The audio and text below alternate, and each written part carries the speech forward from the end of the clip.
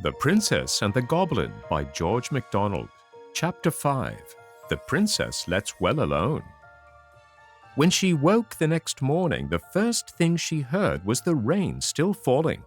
Indeed, this day was so like the last that it would have been difficult to tell where was the use of it. The first thing she thought of, however, was not the rain, but the lady in the tower, and the first question that occupied her thoughts was whether she should not ask the nurse to fulfill her promise this very morning and go with her to find her grandmother as soon as she had had her breakfast. But she came to the conclusion that perhaps the lady would not be pleased if she took anyone to see her without first asking leave, especially as it was pretty evident, seeing she lived on pigeons' eggs and cooked them herself, that she did not want the household to know she was there. So the princess resolved to take the first opportunity of running up alone and asking whether she might bring her nurse.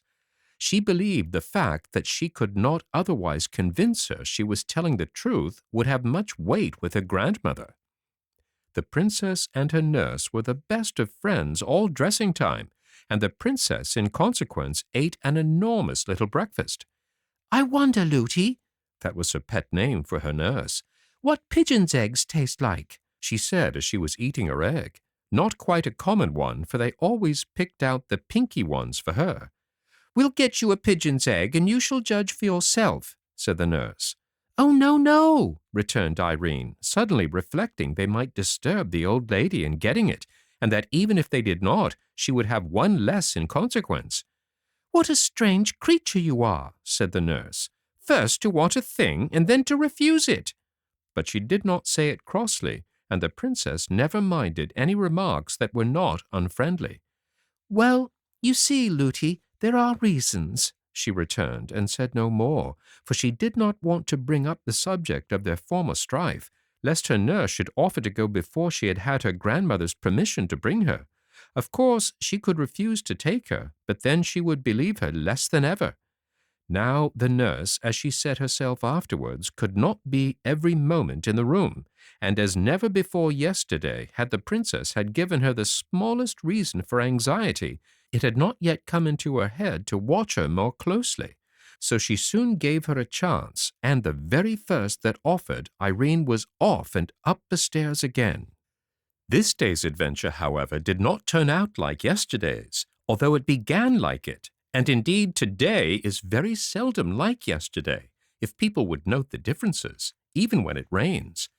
The princess ran through passage after passage and could not find the stair of the tower.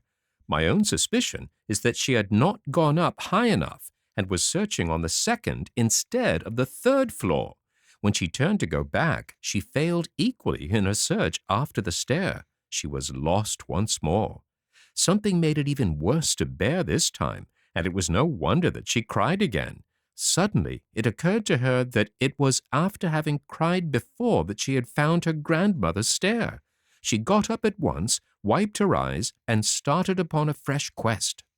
This time, although she did not find what she hoped, she found what was next best. She did not come on a stair that went up, but she came upon one that went down.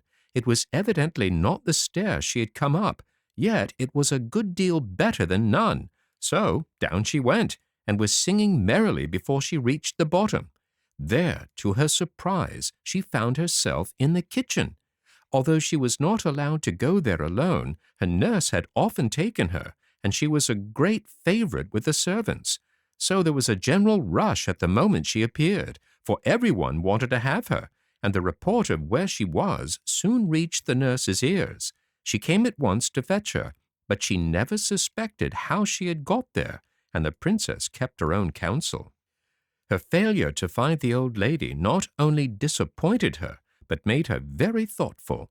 Sometimes she came almost to the nurse's opinion that she had dreamed all about her, but that fancy never lasted very long. She wondered much whether she should ever see her again, and thought it very sad not to have been able to find her when she particularly wanted her. She resolved to say nothing more to her nurse on the subject, seeing it was so little in her power to prove her words.